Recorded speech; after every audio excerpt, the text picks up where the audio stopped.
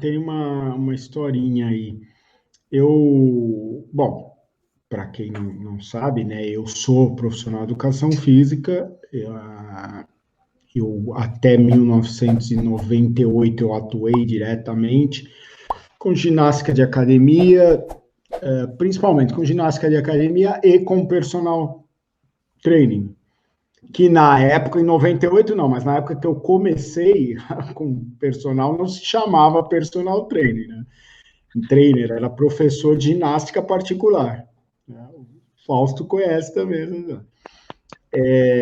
Mesmo aqui em São Paulo, era uma coisa bem incipiente. Eu não sei, não tem nenhuma estatística, mas eu acredito que aqui na cidade de São Paulo eu tenha sido um dos 5 primeiros personal trainers ou professores de ginástica, porque não era uma coisa comum. Entre os 10 primeiros, com certeza, eu acredito realmente estar.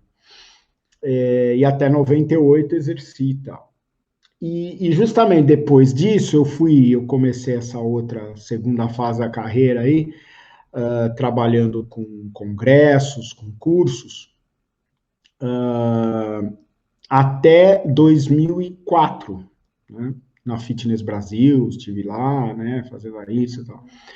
Em 2004, em janeiro de 2005, eu saí e eu fui trabalhar novamente dentro de uma academia, como gerente.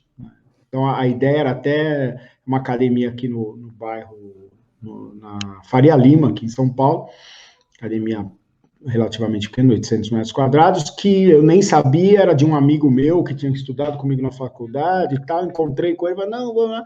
E a ideia era que eu depois me tornasse, né, a gente ia colocar as coisas em ordem lá, me tornar sócio e tal, então era uma tentativa.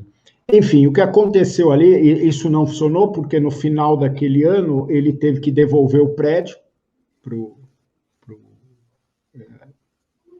dono lá do imóvel. Mas o que aconteceu foi que eu fiquei ali dia a dia, depois de ter ficado 98 até 2004, 6 anos, né? 6 anos fora das academias, né? E aí o dia a dia da academia tinha mudado um pouco. Uma das coisas que tinha mudado é que tinha vários personal trainers agora na academia, né? Que não era uma coisa na minha época, e a maioria dos meus clientes, os últimos clientes que eu tive, eu atendi em academia, mas muito poucos. Né? A maioria eu atendi em casa, né? Que era o tal do professor particular. Ia na casa, era gente de um poder aquisitivo bem alto. Tal. E aí, 6 anos depois, a coisa já tinha evoluído um pouco mais, e eu observava ali, né, os profissionais, os professores e tal, e comecei a ver, e nesse momento, por ter me envolvido lá com a IRSA aqui no Brasil e tudo, né, com o evento, com a IRSA Internacional, na verdade, eu fui, antes do evento, eu fui convidado para ser liaison, representante da IRSA americana na América do Sul, né? Viajei lá com o diretor internacional pelos países aqui e tal, e aí depois acabou surgindo o evento aqui, que eu fiquei responsável também, em parte. Muito bem, então eu comecei a lidar com essa parte de gestão, né? Não era gestão de carreira, mas comecei a aprender coisas que eu não sabia, eu já tinha esse interesse e tal, e aí, pula no tempo, eu caio de novo na academia, aquele dia a dia do negócio. E aí, com personal trainers, que era uma coisa que antes não tinha, e estavam lá atendendo seus clientes e tal. E eu comecei a observar aquilo, né? Eu estava treinando, estava observando, estava ali vendo alguma coisa, estava observando. E me deu a nítida impressão de, eu uso sempre esse termo, eu falei, esses caras estão meio perdidos. Eles não sabem direito o que fazer com essa baita carreira que eles têm nas mãos, né? As pessoas pagarem volumes significativos, né? Quantias significativas de dinheiro, muito mais do que paga para a academia custava R$ 200 e o cara ganhava 1.000 ou R$ 800, né? O personal do cliente. Mas eu vi, eles não sabem, eles não enxergam isso da forma correta, né? E estão meio perdidos no negócio também. Né? Tá todo mundo fazendo a mesma coisa, bota o cara na máquina, vai lá, muda o peso, põe a anilha, aí vai para outra máquina, muda o peso, põe a anilha.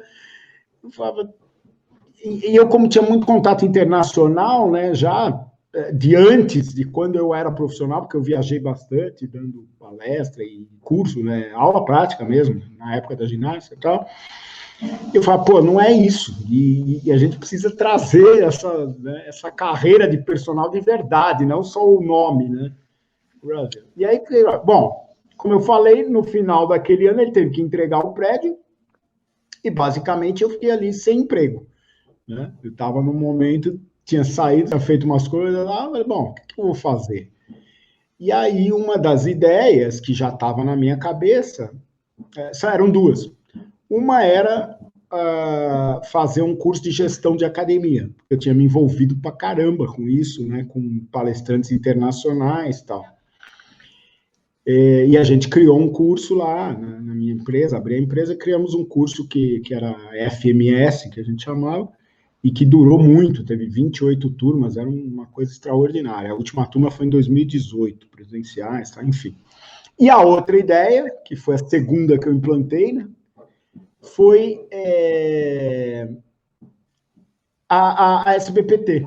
Eu falei, bom, como é que eu faço para reunir, né, para passar, reunir os personal trainers? Lembrem-se que nós estamos falando de 2006, que já tinha internet, é óbvio, mas não tinha nada, não era nada do que é hoje, né? Não tinha essas comunidades, não tinha nada.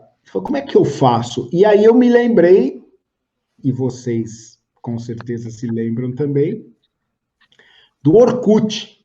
Não tinha Facebook. Os jovens aí, não sei nem se o Leonardo sabe o que era a vida sem o Facebook. Não. O Orkut, que durou pouco, mas que foi o precursor, né, das redes sociais. Mas, assim, eu não usei o Orkut. O que eu usei foi uma ideia do Orkut, que, para quem lembra disso, né, e a maioria dos que estão nos vendo provavelmente não lembra, o Orkut era o seguinte: você não bastava você entrar lá no site e se cadastrar para participar da rede social. Você tinha que ser convidado por alguém que já estivesse, né? Você tinha que ser convidado. E aí eu cheguei lá, eu falei, e aí veio aquilo, tal, eu falei, pô, e se eu fundasse, se eu formasse um grupo de, né, o nome veio depois, um grupo de personal trainers para a gente discutir, para de repente, já sonhando longe, né? Eu falei, de repente, um dia a gente consegue trazer um personal internacional para falar da carreira e essas coisas, mas sonhando longe. Mas comecei assim. Então, comecei a convidar alguns personagens que eu conhecia da academia, gente que eu conhecia do mercado e tal, e acho que deu uns 30, por aí, uns 30 pessoas, uns 30 profissionais. Eu investi um pouco ali, criei um site, criou-se um nome, né? Eu gostava dessa ideia não de associação, né? Que tem esse caráter, sempre tem um caráter político, né? Um negócio de associação. E então eu gostava dessa ideia da sociedade, né? Sociedade Brasileira de Personal Trainer. E esses 30 eu falei, o que eu preciso fazer? Nada, eu vou te mandar um convite, você vai entrar e nós vamos começar o negócio da seguinte forma: nós vamos ter um site onde as pessoas, nós vamos colocar o currículo de cada um lá, a sua foto, e as pessoas que estão procurando personal trainer vão entrar lá e vão poder encontrar um personal. Essa era a ideia básica. E aí funcionou, porque aí e aí eu incentivava eles, você tem um colega que trabalha bem e tal lá, convida, né? E assim funcionou e o negócio começou a crescer. Tal. No ano seguinte, eu falei, bom, vou tentar fazer essa história aí de trazer alguém. E aí fizemos o primeiro congresso brasileiro. Nós vamos fazer o 15º agora em outubro. Fizemos o primeiro. E eu trouxe o Douglas Brooks, que era um personal americano, ele já está meio aposentado agora, mas ele é extraordinário, ele era conhecido como o mestre dos personagens, assim, o personal dos personagens. Tá? Ele eu tenho os livros dele. Extraordinário. Ele já tinha vindo ao Brasil, mas eu já conhecia ele. Em 98, inclusive, ele tinha vindo. E aí eu trouxe, e mais os palestrantes nacionais. E ali introduzimos o que seria, na verdade, levemente, introduzimos sutilmente o que seria a característica principal da sociedade, da SBPT, que era ajudar o personal na parte carreira dele, não necessariamente na parte técnica. É óbvio, o congresso tinha técnico e tal, mas teve 2 momentos lá que foram: a primeira palestra de abertura eu fiz 40 minutos, acho que foi, falando nessas ideias que eu tinha na cabeça, e basicamente o conceito era o seguinte: vença o medinho. Chamei de medinho. Que medinho?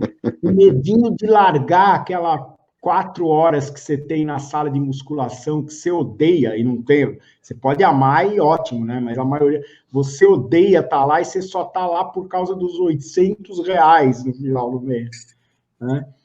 Era o medinho vença esse medinho, porque o mercado está aí, né? Tem 1 milhão de pessoas para você atender, se você tiver qualidade, se você souber o que está fazendo. E aí teve um impacto muito grande. E no final, a última, essa foi a primeira, a última foi do Almeres Armiliato, provavelmente vocês conhecem também, né? E ele falando a especialidade dele de vendas e tal, e acho que até aquele momento ninguém falava de personal, como o personal pode vender melhor o seu trabalho. Acho que aquilo era inédito. E causou um impacto muito legal, né? Então a sociedade imediatamente começou a crescer, as pessoas indicando e tal. Me interrompa se eu estiver esticando muito. Até que chegou um momento, né, alguns anos depois, em que o modelo Orkut não funcionava mais. Por que ele não funcionava? Por um bom motivo, né? Que é o motivo que eu acreditei lá no começo. Porque as pessoas falam, pô, mas quer dizer, eu não preciso fazer prova, eu não preciso fazer nada. O pessoal tem essa coisa de... e aí eu me torno membro? Eu falei, exatamente, que tem que pagar coisa. Não tem que pagar nada. Pô, mas aí, e se o cara não presta? E se o personal não sabe nada? Eu falei, bom, a culpa não é dele, a culpa é de quem indicou ele. Se você indicar para nós um cara que você é membro, só você pode indicar. Se você indicar para nós alguém que você sabe que não tem qualidade, você está estragando o próprio grupo que você faz parte. E eu acreditava que isso não ia acontecer, que as pessoas iam ter esse... E realmente não aconteceu. E aí nós chegamos a esse momento que eu estou mencionando, que é o seguinte... parou de ter novos membros. Acho que a gente estava com, sei lá, 150, menos de 200, acho. Parou. Por quê? Porque ninguém indicava, a maioria dos membros indicava uma pessoa. Raramente alguém indicava mais de um. Porque, sei lá, ele falou, não conheço tanta gente de qualidade, esse cara eu vejo ele trabalhando, né? E aí nós criamos, aí a gente já tinha o conselho, né, que tem vários profissionais que vocês conhecem, que fazem parte do nosso conselho, profissionais extraordinários. A gente já tinha formado o conselho, já tinha... E aí nos reunimos, né, eu e os conselheiros e tal, e precisamos criar uma outra forma. E aí criamos a certificação, né, que é um curso de um dia, era presencial, agora virou online, agora ele ficou melhor, porque cabe mais coisa no online, né, do que num dia de coisa. E aí o critério passou a ser, bom, para você se tornar membro, você precisa fazer a certificação. E a certificação, ela é essencialmente sobre a carreira. Ela tem 4 módulos básicos, que é marketing e posicionamento. O Fausto domina tudo. Vendas, né? Coaching, mas coaching do ponto de vista assim, de como reter os seus clientes, né? Não é esse coaching da moda, e é o Juliano Esperança que faz, que manja tudo. Assim, como você deve usar as ferramentas, né? Não só as técnicas, mas para reter os seus clientes, ficar com eles mais tempo, não ficar trocando aquele negócio de agora janeiro, férias do fim de ano, eu perco todos os clientes. E aí, em janeiro eles voltam? Não, alguns voltam, outros não voltam. E aspectos jurídicos é o 4º módulo básico. Hoje tem um de financeiro também. Noções básicas de educação financeira. Mas a base original era o jurídico. O jurídico era uma coisa que as pessoas não entendiam, né? Eles iam no curso para se tornar membro, gostavam, e o jurídico era uma coisa que surpreendia tudo. É o Felipe Bianchesi, que é do Rio, o advogado que é da área de fitness também, né? Ele atua na área de fitness, e ele montou lá a apresentação, e a gente basicamente ensina ali o personal a legalizar os vários aspectos da sua carreira. Porque ainda hoje isso é verdade, né? O cara sai da faculdade, ele vai, arrumou um personal aqui, um cliente lá, ele não dá nota, ele não faz nada. Se ele quiser comprar uma moto, ele tem o dinheiro sobrando, mas não tem como justificar a receita, né? Ele não faz contrato com os clientes, ele não. E aí, Tadeu, por que você vai se preocupar com isso? Porque a nossa preocupação é o seguinte: você, personal trainer, tem que ser e parecer o mais profissional possível. E para parecer e ser profissional de verdade, você tem que entrar no mundo de verdade, né? Não ficar com subterfúgios. Então, hoje, por exemplo, eu hoje sou cliente, né? Eu não contrataria um personal que não me desse nota fiscal. Não, eu quero uma nota fiscal, não é porque, não, eu vou tirar o dinheiro da minha receita e vou botar na sua e nós dois temos que estar de acordo. E aí, contrato, proteção, contrato com as academias onde eles trabalham. Então, a gente colocou tudo isso e era uma surpresa para o pessoal, assim. Enfim, já essa primeira resposta já foi gigante. Vai aparecer mais coisas aí. Mas a ideia era essa, a ideia era reunir os profissionais, porque eu tinha essa sensação de que eles estavam meio perdidos vendo eles na academia lá. Essa sensação, obviamente, como vocês sabem, foi plenamente confirmada pela realidade, né, pelo andar da carruagem aí.